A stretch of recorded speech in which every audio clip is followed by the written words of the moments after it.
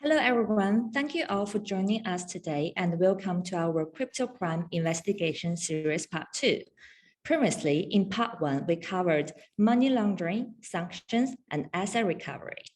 Today, we will further explore the crime involved with Darknet Markets and scams. I'm Lexi Liu, a business development manager at CoinFirm. We're a leading blockchain analytics and investigation company used by exchanges, banks, government, law enforcement, and other companies all over the world to help analyze and manage the risks. I will be moderating the panel today. In today's webinar, we have a wonderful panel including Matt Stanley, Detective Sergeant at London Metropolitan Police, Alison Owen, Research Analyst at Center for Financial Crime and Security Studies of Royal United Service Institute, Hugo Hoyland, Director at Crow. Before we run into the panelists, we have some housekeeping to make sure everything runs smoothly. We will have 10 to 15 minutes at the end for questions. During the webinar, anytime you can drop a question in the chat box and our expert panelists will address them in the Q&A session. If you have any technical issues, please close the web or Zoom app and rejoin the webinar, use the same link. So Matt, could you tell us a little bit more about yourself, your background, and what do you do in the space? Yes, good afternoon, everyone. It's Matt Stanley. I'm a detective sergeant within the Met Police cybercrime unit. For the last few years, I've been working on dark web investigations involving cryptocurrencies and also looking at frauds involving cryptocurrencies as well. Thank you. So privileged to have you here. Edson, would you like to share some? Good afternoon, everyone, and thank you so much for inviting me to participate in this. As said, my name is Alison. I'm a research analyst at the Royal United Services Institute, a think tank based in London, and I lead the research on cryptocurrency, focusing on risk mitigation, looking at ways on how state actors can exploit cryptocurrency to raise revenue. So I'm very excited to be here and speak about this topic. I think it's incredibly important. Thank you. We're so lucky to have you here. And the last but not least, Hugo, could you share with us your experience? Like Crow is CoinFirm's partner globally as well. We would like to hear from you. Brilliant. Well, thank you very much, Lexi, and good afternoon, everyone. Thank you very much for having me on today. So I'm part of Kroll. I work within Kroll's investigations practice, and my primary focus is typically on solving new kinds of clients' issues, especially by helping to bring the full range of Kroll's services to the crypto and blockchain industry. I've been investigating cryptocurrency thefts, frauds, hacks since about 2017. It's been a fascinating few years. We focus typically on tracing and recovering crypto assets, typically through combinations of civil and criminal process, sometimes combined with litigation funding. You'll probably see today that I'll have slightly less to contribute on the darknet and the dark web markets as Alison and Matt will do, but hopefully a good conversation for us all to have on the scams, thefts, frauds, hacks conversation later in the session. Thank you, Lexi. Excellent. Look forward to it. So we're going to dive into our first topic, darknet market. So Matt, how would you describe a darknet market, and are there some use cases you could share with us? Yes, so darknet markets aren't really that dissimilar to clear level markets. The only real difference is how you access these marketplaces. So they are very similar setup to like eBay, Amazon type sites where you have people who are vendors and people who are, they're selling different types of goods. So rather than accessing it the normal way, which you go into, Google and look for a website, the only difference is you use generally a Tor browser to identify where you're going to and go to those sites. And most of them are set up, like I say, with the same look as a lot of these big websites such as Amazon, etc. So you've got all these different goods that are available. Yes, there is a lot of drugs that are being sold, criminal items on dark web marketplaces. Yes, so they are set up very much like that. So we do a lot of, we do investigate these types of marketplaces. So we look at who is supplying items on these marketplaces and look at trying to identify who they are as well. So within the Met Police, that's what a team of investigators do. One of the things we look at investigating is not just how we would arrest people, but how we can also prevent people's details being sold on dark web marketplaces. So it's an educational piece built into our investigations to to help stop people's data being sold on marketplaces. And that's about how we educate people about reuse, or not reusing the same passwords, but changing it, because a lot of the data that is stolen or sold on the dark web, certainly the personal identifiable information, is credentials that have been obtained through other means, such where they've identified data breaches where people's usernames and passwords have been stolen, and then they've used the same passwords on other services, and they then sell that data online. So there is a lot of data that is being sold online, personal identifiable information, as well as drugs. So we kind of investigate it very similar to how we would investigate normal crimes, and try and identify who these people are. But these marketplaces are big business. The most famous marketplace that really people's interest in it was obviously Silk Road. Silk Road was one of the was the first big marketplace with massive turnover, over $1 billion turnover, making significant amounts of commission for those who were running that site. As we all know, the owner of that site got arrested. And new marketplaces have opened up since then. And we've had some great success within law enforcement taking those down. So Alpha Bay was quite a big one. Hansa Market were very big marketplaces that, with cooperation from law enforcement throughout the world, there has been some success. And I think that's the key with regards to investigations. It's not just the Met Police doing this, it's law enforcement throughout the world cooperating with each other to look at taking these marketplaces down. So yeah, that's kind of a brief overview of what dark web marketplaces are. Yeah, that's brilliant to hear, like London Met and law enforcement work together, like joint force to combat the crime taking place in the darknet place. And also, I believe some crypto-related scams also in the same category.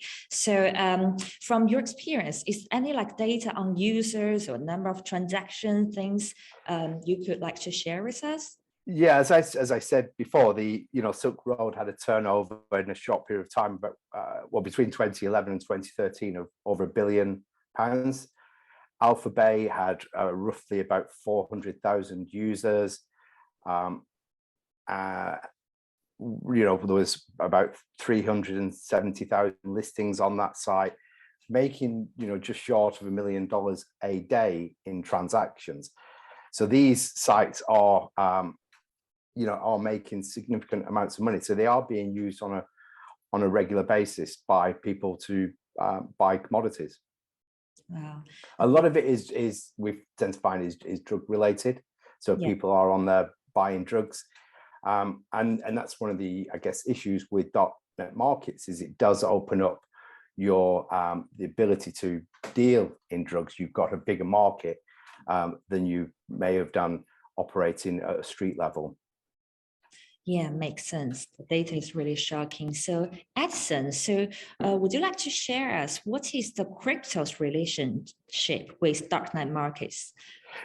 So as I mentioned, I think Silk Road was one of the first ones. I think this was the start of the use, people using cryptocurrencies. Now, we're still seeing to find that, with Darknet Marketplaces, it's all about anonymity. The use of Tor is all about hiding your IP and hiding your locations of where you are. So I think that's where cryptocurrencies came into their own, is because in theory they are anonymous and makes it, you wouldn't really want to hide your identity by using Tor and then I guess sending someone your bank details in order to buy some drugs, because that will identify who you are and kind of go against what the people want to do using these markets. So that's why they kind of use cryptocurrencies. The major crypto that is being used in order to purchase commodities online is still Bitcoin.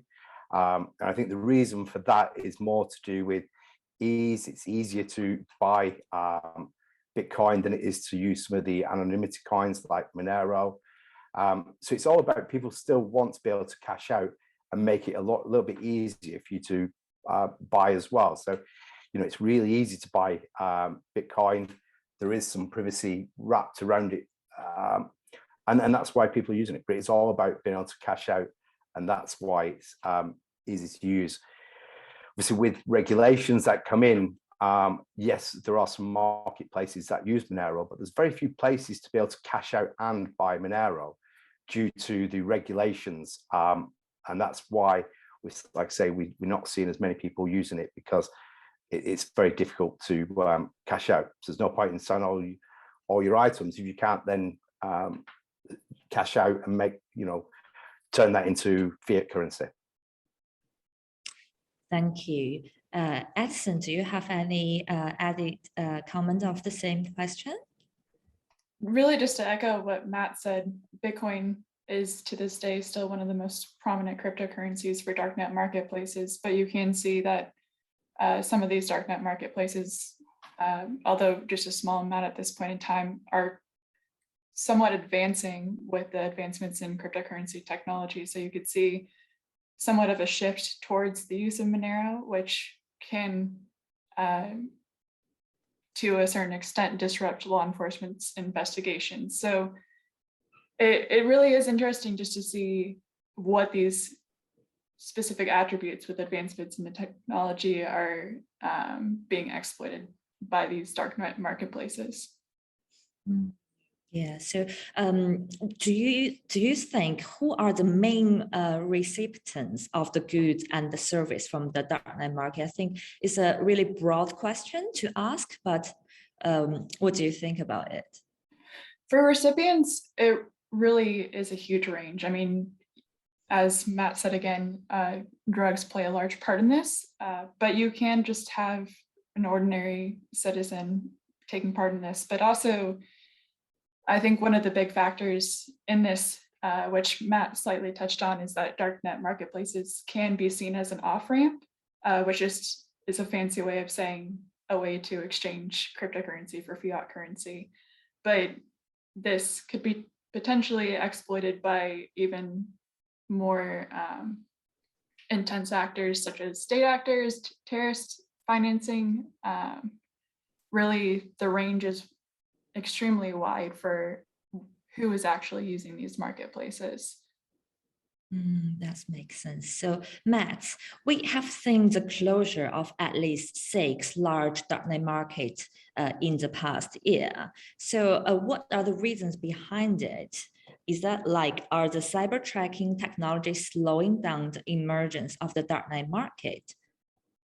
Well, there's a number of reasons, I think, why they shut down. One is obviously they're taken down by law enforcement, but another reason why they do close down is because the way the marketplaces work is the funds are paid in using an escrow service. So if I'm buying drugs, I don't send my Bitcoin directly to the vendor. It's held within the marketplace. So that's the escrow. I get the drugs sent to me. They're of good quality. I then finalize the payment, and then the money is then sent to the vendor. Likewise, if it's the drugs aren't great quality, I can raise an issue and say, what actually I got sent to me was of poor quality and I want my money back, and I'll potentially get my funds back. So what some of these markets, you can imagine the amount of money that could potentially held in these escrow wallets is quite big. Plus you've got people who are buying and selling, depositing their funds within it. So they've got ready access. They don't have to, it's held on that market. So these marketplaces are holding significant amounts of funds on them. And then they do an exit scam. So they basically wait till it's got a significant amount of funds on that site, and then they'll just close the site down and disappear with a lot of the crypto. And then they may reemerge a few months later, badging themselves up as a different marketplace. But we do see a lot of exit scams over the years. And that's whether they are stealing people or taking people's funds, or feel as though law enforcement may be getting too close to them and therefore closing them down. Or you also get, when you have big takedowns like we did with Hansa Market and Alphabet, is that kind of puts a little bit of distrust within the marketplaces as well, so that people who are running these sites think, well, look how the sentences that people get for running these marketplaces, and then they decide that actually maybe I don't want to be arrested by law enforcement and do 25 years in a US prison.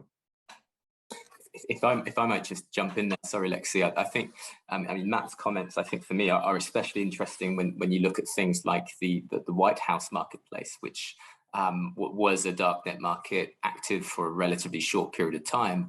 And then when they shut down, there was this very clear, explicit retirement pension plan letter sent out by the by those who ran the marketplace, saying, "Look, we've done this for a period of time. We've made our money. We're refunding everyone who had funds with us, and we're going to walk away having made our money, and we're going to walk off into the sunset." I guess my first read of that is, because there are so many exit scams out there, I wonder how many users are actually going back after darknet markets that have shut down and taking their funds. I wonder how much of that is happening. I don't know, Matt, whether you're seeing any of that, or Alison, users going back after the darknet scams you might have taken funds from them. Yeah, so coming in on that, I think that's interesting, because we always just assume it's law enforcement going after these people, but imagine there's other people who are going after them. So criminals going after criminals in order to identify vulnerabilities within those sites, so they can then get access to the escrow wallets in order to steal the funds as well. So it is, like I say, you're right, it isn't just police going after them. There are criminals after them as well. Yes, that makes sense. So as for all the panelists, so what are some new darknet markets are here, like emerging from different traditional platforms? Like Matt, do you want to share some like new? Yes, I can. Yeah, so I mean, we've seen people moving onto Telegram channels, ICQ, but that's been around for quite a number of years. We tend to find that vendors operate over a number of different platforms and sites in order to increase their outreach and their customer base. So there are new and emerging platforms, and people will move on to them, but I think that's just a natural progression as new technology arises. So I don't think it's anything really different from what's been around for a long time, in my opinion. Others might have a different view on that one. Hugo, do you have something to share? Unfortunately, probably not. I don't have much of a view on darknet markets. I mean, I know that I wonder where we draw the line between darknet markets and much more easily accessible similar services through robot dealers, for example, on Telegram channels or those kind of circumstances. I don't really have a view where you draw that line, but I find it interesting that some of those services, which frankly would have been very, very hard to find a few years ago online, are now becoming far more mainstream. That's kind of the impression I'm getting from that. I wonder, Alison, if you've come across any of that in your work. I'm not sure if I could address that initial question of where you draw the line, but I do, from my perspective, I find it really interesting to see how these new darknet marketplaces are really developing from an operational standpoint. So of course, as we talked about before, you can see that some have slowly adapted privacy coins, but at the same time, from just looking at Alphabay from an operational standpoint was pulling users' funds together, which actually makes it more difficult for investigations because it acts more as a mixer from that standpoint. But then you could see reports on some darknet marketplaces going from a decentralized standpoint. So I find it very fascinating just to see how these darknet marketplaces are adapting with new advancements in technology. Just coming in there, just a quick question to the other panelists. Sorry for just throwing this on you. How can you see the metaverse maybe changing where marketplaces are moving to, and people may be utilizing blockchain technology to, to open marketplaces or to hide themselves online? I think from that standpoint, I can't tell you exactly an answer at this point in time, but I do think that topic is slowly coming to life. And I think that we're going to see a lot more about that, really just all scams and more criminal activity in the metaverse. I think just in the past few months, I've heard multiple people start discussing that topic. And I personally am excited to see what those reports will look like throughout the upcoming year. From my side, I mean, I think later on we'll touch upon a little bit on some of the things that we're certainly seeing as important going forward in the metaverse. But I also, just staying on this slightly on the theme of darknet markets and the illegal activity that happens there. I mean, from a user experience perspective, could we get to a world where someone is using their avatar and walking from one shop to the next, buying drugs as they go through down a street in a virtual environment? That for me is a more user experience type setup than I hope I haven't given anyone any very bad ideas there by saying that, but that's more of a user experience than I think the more transactional, mechanical aspect of the buying and selling of illicit items on the darknet, which already exists. It's already set up. The infrastructure's there. Yeah. Great. So Edson, so I know Matt addressed this question. So what do you think are the governing body and regulatory authority doing to crack down on the darknet market activity, like an Interpol working group from the darknet? I definitely think that there is a push towards intelligence sharing. Interpol really is a great example for this because they're developing an analytical tool right now that they refer to as Dark Web Monitor.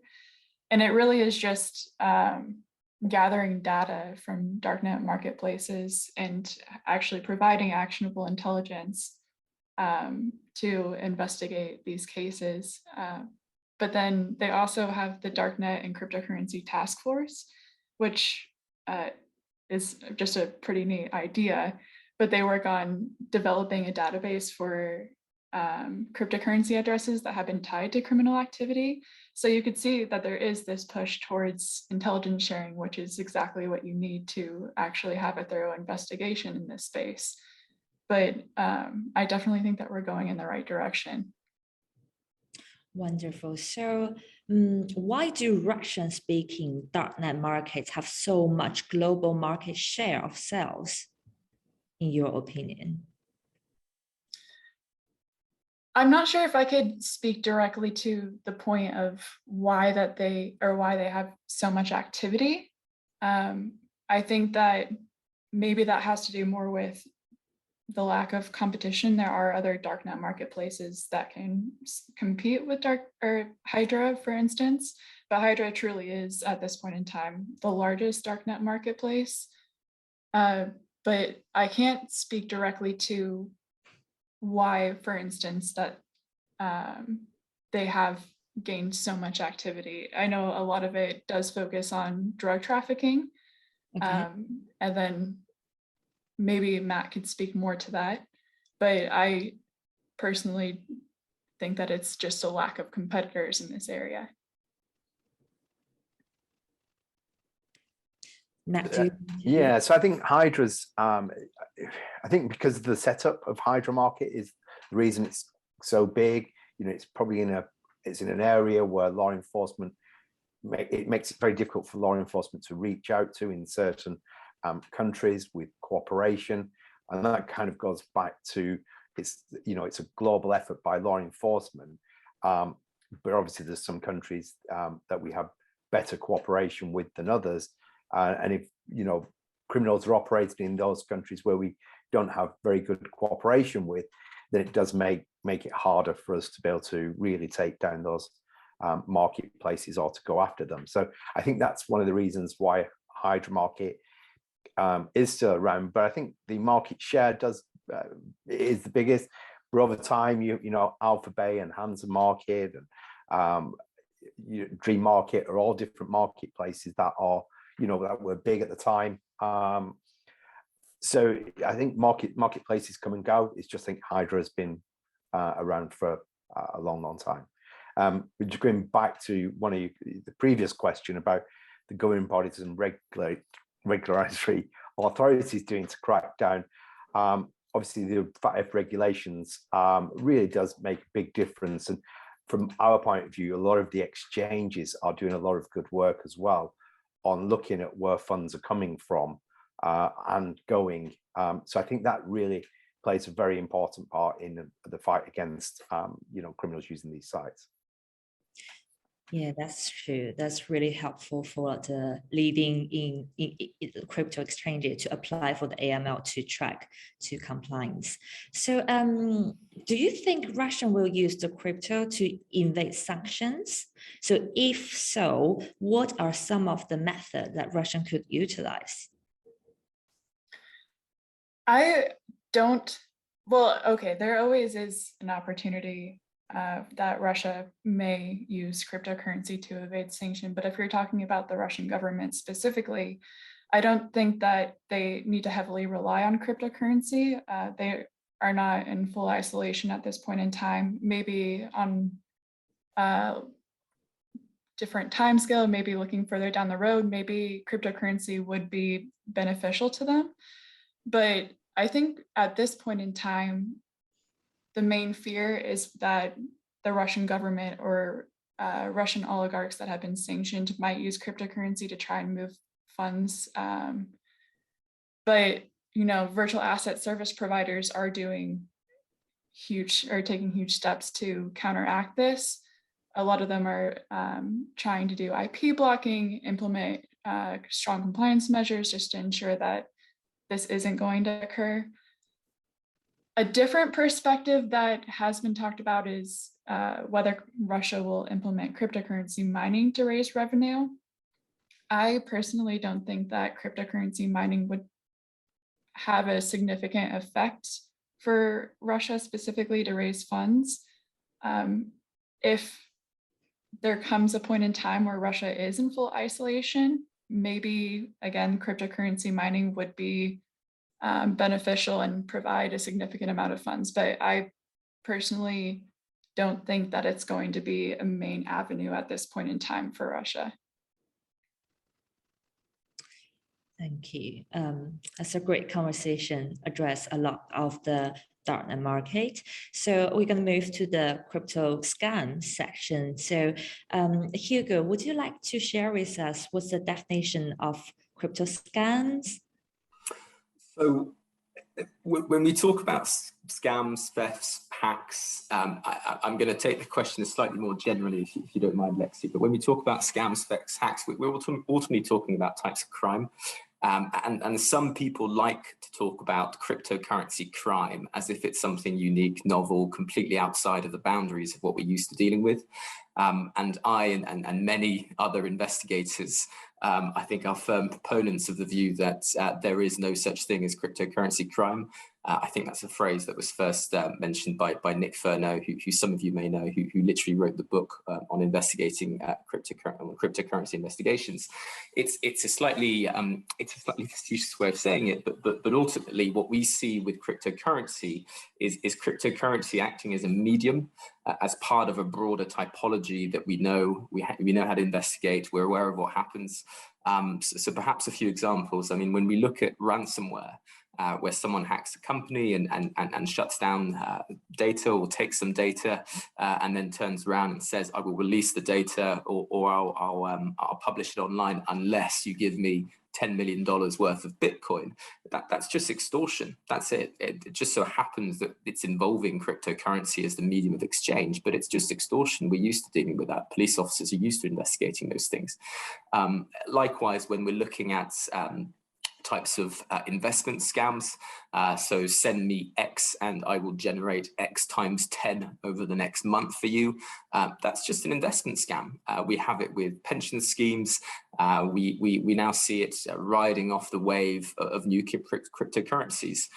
Anything from rug pulls, maybe someone starting off a new cryptocurrency saying this is the next Bitcoin. Think of the OneCoin example. We see it there. We also see it with slightly more complex situations now with liquidity pools, for example, where liquidity pools essentially act as a pool of capital that decentralized applications, mainly exchanges, can use to tap into, so that individuals can transfer funds from one crypto to the other. We see some liquidity pools that hard-coded within the smart contract of the liquidity pool is a no withdrawal function. If only you'd read it, you would have seen that once you put funds into the liquidity pool, you're never able to take it out. So I really do want to drive that point home, that there really is no such thing as cryptocurrency crime. We're all used to doing these kind of investigations. Cryptocurrency just so happens to be the medium.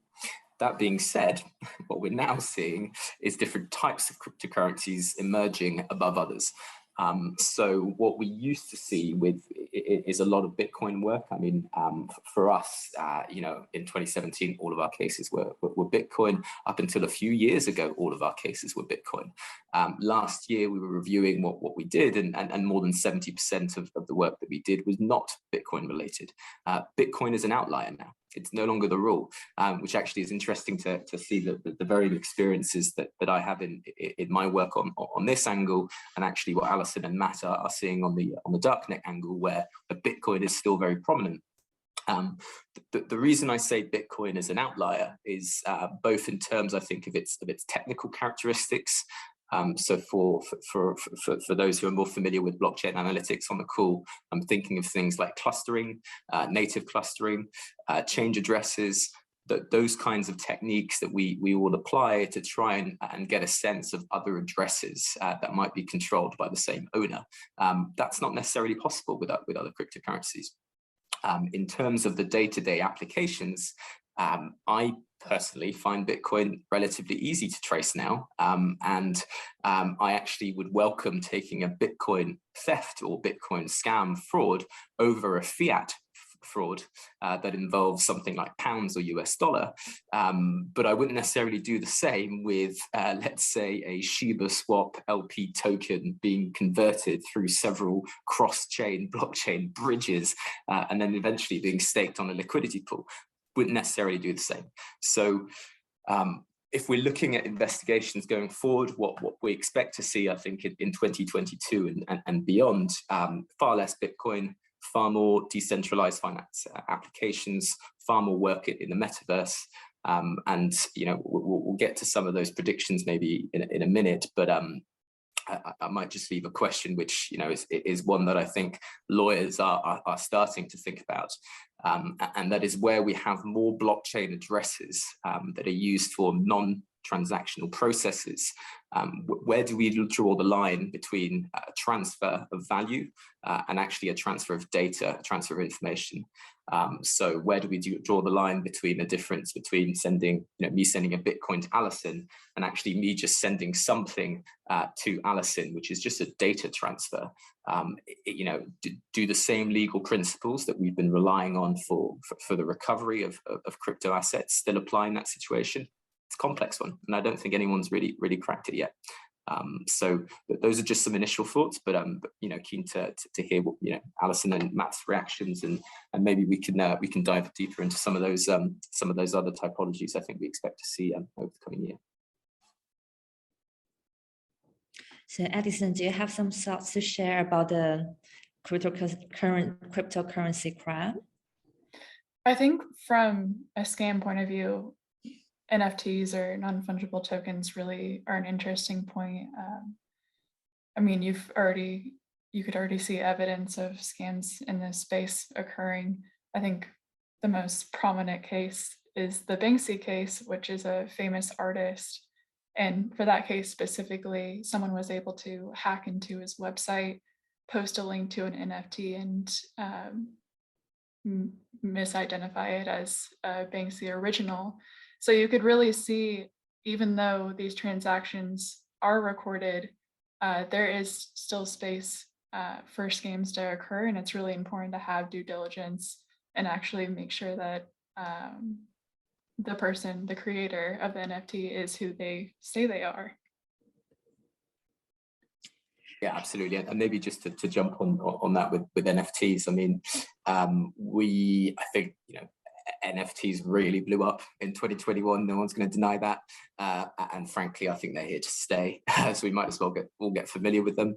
But when we start seeing slightly unusual things like wash trading scams involving NFT collections, wash trading scams for NFTs are, let's say I release a collection that has 20 different NFTs in it, and I'm not really getting much interest. I might start buying and selling my own NFTs to artificially increase the price of them and make them look really attractive on, let's say, OpenSea.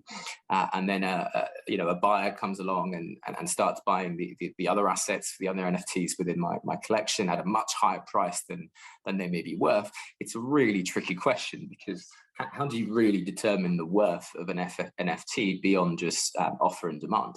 And if you're artificially driving that demand to artificially increase the price, that's essentially wash trading. I suspect we'll see more of that. We also see NFTs now really as a money laundering typology. So let's say I steal, let's say $1 million of ETH from Matt. I might have two personas. My persona number one is the thief. I've stolen $1 million, that's me. Persona number two, I might go off and create an NFT collection, and then I'll use the funds from my persona number one to go buy an NFT from my persona number two. And then with the $1 million of ETH that I've transferred to myself, I might then try and go to an exchange and say, look, this is my legitimate $1 million because I've sold an NFT. It's very hard for the exchange to be expected to do much more detailed tracing into the original source of those funds. Some exchanges will, and some exchanges are doing a lot to make sure that doesn't happen. But ultimately, it's the money laundering typology that I think we better start getting familiar with. And finally, just as a final note, really from me on NFTs, brand infringement. Corporates who have never done anything to do with crypto, you go onto the metaverse, there is more than one metaverse, but you go onto a metaverse, for example, and you might see hundreds of goods, digital products for sale that are blatantly infringing on corporates' brands. Do you want a Gucci NFT? How about a Louis Vuitton digital handbag? The seller says they're the official store, so we've got to believe them, right? Yeah, that's true. So on the same note, do you think will the scam rise as the crypto asset adoption rate increases? Or if so, could fraud prevalence affect the adoption rate? I'm happy to take that one just as an initial answer. Sorry, Alison. I think the simple answer is yes.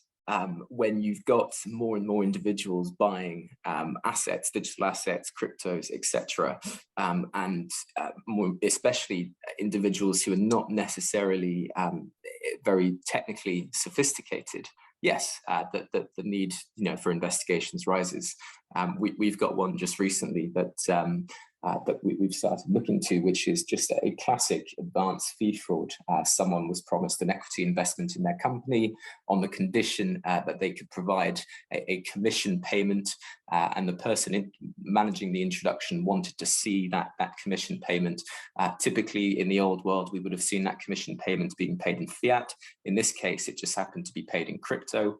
And the way it was paid in crypto was the two parties sat down together, had a nano ledger, transferred the funds onto the nano ledger, sealed it in an envelope, and walked away to do the rest of the deal. But guess what? When they checked on the blockchain, well, guess what? The funds that had arrived on the address on the nano ledger had already gone, because actually the ledger had been set up by the fraudsters and handed over as this secure store of value, which it obviously wasn't. So my first instinct is yes, obviously. Okay, so from an investigator point of view, how do you identify a bad actor to using the technology to trace a fund and recover what has been stolen? Matt, Alison, do you want to take that one first? Yeah, I can do. But I think just reiterating what you were saying earlier, I don't, just because it's cryptocurrency, there's still always been those scams around. Since probably day one, people have been scamming each other, and as we see technology developing, it just moves.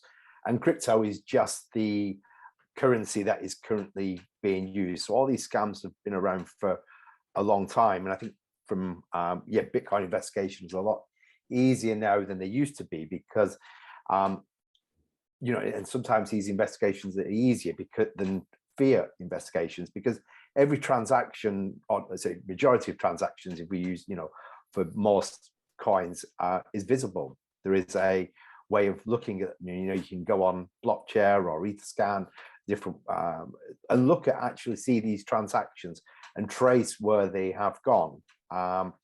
So, I mean, we use a number of different tools to identify funds. From a law enforcement perspective, the drawback is just the expense of these tools as well. That makes it really difficult for some law enforcement to conduct these investigations due to the cost of these. But it's really good, from an evidence point of view, it's all there available on the blockchain that you can go and show, this transaction took place.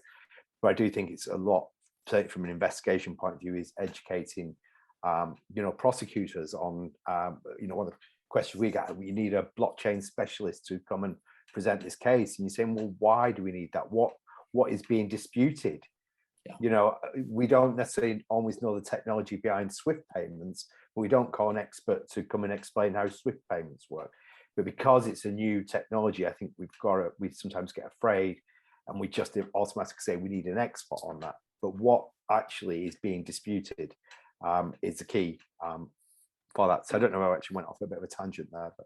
But being on that thread a little bit, Matt, I completely agree. The risk is focusing just either on the blockchain or not on the blockchain at all. And actually, the best investigations are those where the methodologies and the research that is used is through a combination of blockchain clues and non-blockchain clues. I think we've probably solved more of our crypto cases from the non-blockchain clues than from the blockchain clues themselves. They're useful, but fundamentally, they're just one of the many angles that you should be looking at a case from a recovery perspective.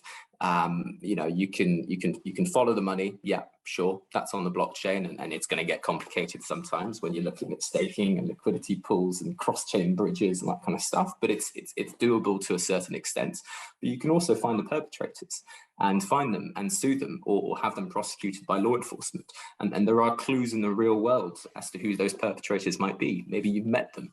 Maybe you've got an email address, a phone number, a company that's been set up somewhere. You can find the perpetrators. And probably thirdly, as another recovery option, you may also be able to go after the facilitators themselves. So let's say, an exchange, for example. We've got a current case where we are suing an exchange in what's called a constructive trust claim. And we are alleging that the exchange should have known that the funds they received were stolen, because it was obvious that they were stolen, and therefore their liability to our clients sits with the exchange, not somewhere else. So for us, there's all these other recovery options, and I fear that some people get too fixated on the blockchain element and the expertise that comes with the blockchain element, and forget about all the other clues that exist in the public domain and in the open source. Wonderful. So I would like to ask all the panelists to engage for the next question about scam. So what precautionary steps can an investor take to be careful against the scammers? So I think that, sorry to jump in there, but I think it's the same thing. If something's too good to be true, it generally, it's fake. You're not going to make 10 times your crypto investment back within a week. It's the same with any investment that you're going to make. Only invest what you can afford to lose. Do your research. Look at the white papers. So we had Crypto Eats, that was a scam recently. If you're going to invest, do your research, or you will lose money. Yeah, just to echo off of what Matt said, it really is important to take that second step and do your due diligence. I know, the first scams, it may be investing, but they also can play off of fear. So it's just very important to try and stay level-headed, do your due diligence. Even just a simple Google search can help you in the long run. And with that, so as to not repeat what Alison and Matt just said, the fear of missing out, I think, is really, really clear with crypto. Crypto is mainstream now. There's just no denying it. Even your grandparents have got crypto, some of them. So it's mainstream, and anyone who hasn't invested and they get presented with that fantastic investment opportunity that is too good to be true, they take it because they're afraid of missing out on the next Shiba, on the next Bitcoin, or whatever. And I think coming in on that, you see in the newspapers all these people making, money from NFTs and crypto investments, but what you don't really hear about is all the people who've invested and lost lots of money as well. So it's very few people who actually make lots and lots of money out of crypto. Just like it is with any other investment, you only hear about the big wins. There are other people who don't, certainly within the NFT world as well. And perhaps as a word of caution, just to end on that note, recovering stolen funds is expensive. If you're going down the civil recovery route, it is expensive. It's something that is hard to do. Cryptocurrency crimes, I know I said it, but we wouldn't use the words, but cryptocurrency crimes are cross-jurisdictional most of the time. They involve lots of different actors in lots of different jurisdictions. And, Matt, I imagine it must be slightly frustrating sometimes not being able to take on all of those cases because the locations of the perpetrators, or the locations of the enablers, or the locations of the victims don't neatly add up to the mandate. And likewise, us from the civil end of the spectrum, we get a lot of claims coming through that are simply too small, and we commercially can't take those on. There are some circumstances where we might be able to get a litigation funder involved, where the claim starts making sense from a quantum value, or actually we've got lots of victims of the same scam and we can start bringing them together in a group action. But that takes a lot of work, and the circumstances need to be there. So before investing in anything, can you afford to lose it? But more importantly, if you've lost it, can you afford to recover it as well? Wonderful. So thank you for the great conversation. So we now are moving to the Q&A session. So we have some questions from the audience. So the first question is from Thomas Kelly. I think it is pretty much covered what he's asking. So he's asking, what are the chances of getting the Bitcoin back? I was scammed out a lot of funds. I was also scammed by people who claimed they could get my funds back. Yeah, I think we've seen that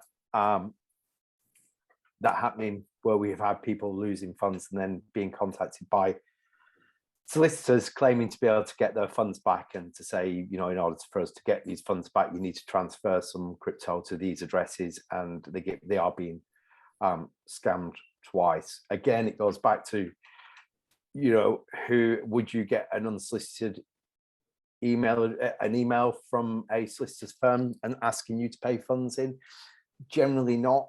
I don't think that's the way solicitors work. And again, it goes back to what we've been saying is do your research on that solicitor's firm, you know, look them up, give them a call and find out actually, do they generally, are they a real company, but do your research on them. And I'd add that we see quite a lot of, you know, you type into Google crypto recovery service and you'll be flooded by scammers, frankly. There are a lot of legitimate companies out there, but there are a lot of scammers out there. Some of the telltale signs are if someone ends up asking for money up front before any recovery is made or before it's clearly explained what they're going to use that money for, and it's not clear whether they're a legitimate firm, avoid them. If they're saying things like, oh yeah, we can see the funds, they're on this address, we're just going to hack the address and we'll send the funds back to you. Don't do that. I've never heard of anyone being able to break a private key from scratch. So far, quantum computing is not yet a thing. But also you might be complicit in a criminal act by commissioning that in the first place. So, you know, ultimately, to try and answer your question, what are the chances of getting Bitcoin back? If the loss is relatively large, and relatively large, I mean very large by individual terms, civil recovery can cost hundreds of thousands of pounds. If the loss is over and above that, and you have the money to pay that, or there is enough out of the loss to be able to give a percentage back to a litigation funder, then it is possible, yes, and it has been done. But it's difficult, and it's terrible hearing all these losses, unfortunately. Okay, so the next question, thank you for your answers. The next question for Carol, asking how could you investigate funds sent to a mixer? Any advice for it? Hugo, do you want to take that? Yeah, sure. I mean, it depends on the type of mixer. It gets a little bit complicated when so one of the legal tools that exist in the toolbox, and just to be very clear, I'm not a lawyer, but luckily we work with a lot of lawyers who've given us great advice on some of the cases that we're involved in. But what I understand is that one of the tools in the toolbox is called a proprietary injunction. It's being able to say that the assets that have arrived, let's say at an exchange, can definitely be traced back to an initial loss and are proprietary back to you, the individual victim.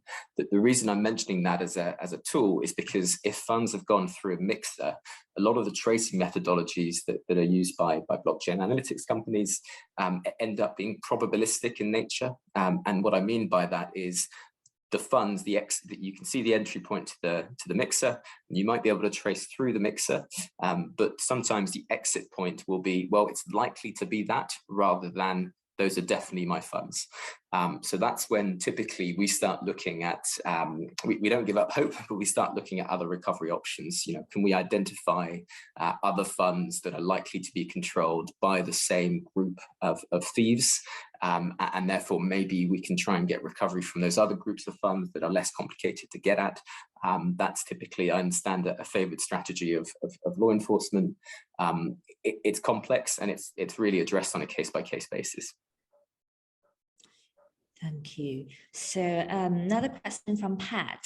So what do you think, what the thoughts on the tokens that can traceable or remotely destroyable and replaceable? So, Edison, do you want to cover this, like token, if it's traceable, remotely destroyable question from Pat? Just to clarify the question, to the point, is the question specifically touching on the traceability aspect of potentially looking at whether it's sitting in a wallet, or I'm not sure if I fully understand the question. I think what this question is asked, some token are saying they can traceable, remotely destroyed, like somehow like you can destroy it remotely. What do you think about it? Or they can replace like remotely? some existing tokens in the space? I personally haven't seen that. I don't know, Hugo, have you seen that? I think I understand what Pat might be getting at. Things like centralized issuers of tokens. So, for example, USDT Tether being a centralized issuer of a token, Tether has the ability ultimately to burn assets that are held on private addresses. I wonder whether that's what Pat's getting at. But yeah, Lexi, I've just seen one of the questions just because we mentioned it earlier. Someone was asking just for clarification on who wrote that book on cryptocurrency investigations. That's Nick Furno. Yeah, you can probably put the name in. Thanks. Sure. No, thank you so much for covering that. So, okay, so we have 5 minutes left. So I'll pick another question for Hugo on the note, like, is from Pascal. So he asked, how could you collaborate gains made on DeFi, like protocols, to ensure funds and wallet addresses are legitimate? Yeah, so I wish there was the easy answer of a tool that could do it for you. But unfortunately, I haven't really come across one. And actually, frankly, tools are helpful. More generally, tools are very helpful, but you need to corroborate things manually a lot of the time. You need to make sure that the tool hasn't misinterpreted what's actually happening on the blockchain. So beyond having a very forensic look at the ins and outs, the gains, maybe as a result of staking or something like that are being generated, I'd be wary of a one-stop shop solution that you might find online, or one-stop shop type tool. Frankly, a forensic look, line by line, transaction by transaction, transfer by transfer, is probably the best way to do it. However, if Pascal, if you do find one, do please let me know. I'd be delighted to see it, and likewise, if any of the other attendees know of a tool like that, I'd be delighted to hear about it. Thank you. Thanks. Another question from Manu. He asked, how do you investigate stolen funds on blockchain that have no investigative tools?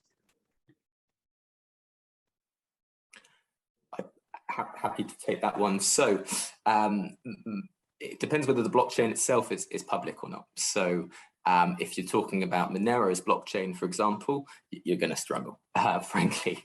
But if the blockchain itself is public, so I'll give you an example. Solana, up until about September last year, was not covered, I don't think, by any of the mainstream blockchain analytics companies. It now is covered by a few of them, but previously what you could do on Solana before September last year, you could still find some sort of a blockchain explorer online, open source, completely free, and manually trace through funds that way.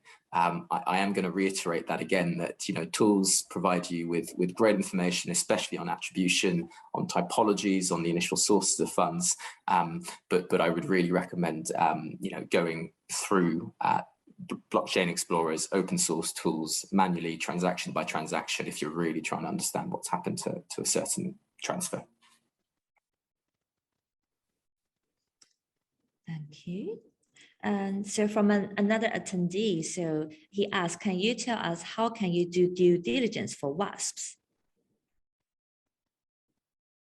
I think the best case scenario for that is just if you have the resource of working with a blockchain analytic company, that to me is really the best route to go. Doing it step by step using a blockchain explorer really can be a tedious process, and especially if you have a high liquidity. So if you can, I would say use that resource if you're able to, but also take that extra step and don't only look at the blockchain as, I'm just echoing what has already been mentioned, but really even a Google search or doing the extra step for an investigation is important for due diligence. Yeah, exactly. I mean, there's so many other risks beyond those that just exist on the blockchain. The traditional due diligence with a crypto twist, I think, is probably the best way to go, rather than just focusing on the crypto elements. Okay. Matt, do you want to address for the? Yeah, I think it's been covered. I think most of the VASPs have blockchain technology, to analyze the incoming payments. So most of them are set up. There's a number of different analytical tools out there that they use. But also don't forget doing your traditional due diligence on the actual person, and look at things like IP addresses. Where they linked? Could they be fraudulent accounts where you've got the same IP being used but for multiple different accounts, all giving different addresses? So there's a lot there as well. Is looking at the person, not just blockchain. Just to add on to that too, I think liveness tests really go a long way. Just making sure that you're working with the customer you're working with is the customer they say they are.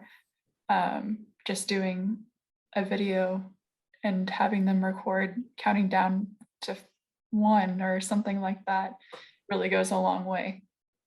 And vary those videos though, because we've seen it in the past where if criminals know what video you need to do, then they'll just do pre-recorded videos of people doing that. So vary it. But this is no different than what, I don't think it's necessarily linked to crypto. This is just, banks and other organizations have been doing this for years, and I think that's what they need to carry on. But the exchanges are really fantastic in working with law enforcement and looking at things like IP addresses and MAC addresses and things that can link accounts to a organized criminal network. Brilliant. Thank you so much for your time. This brings us to the end of the webinar today. So hopefully the audience have built up some insight of darknet market and scams. It's such a privilege to have all the experts, panelists sharing their insight. So we shall see you the next Confirm webinar, and have a great rest of the week and enjoy the spring.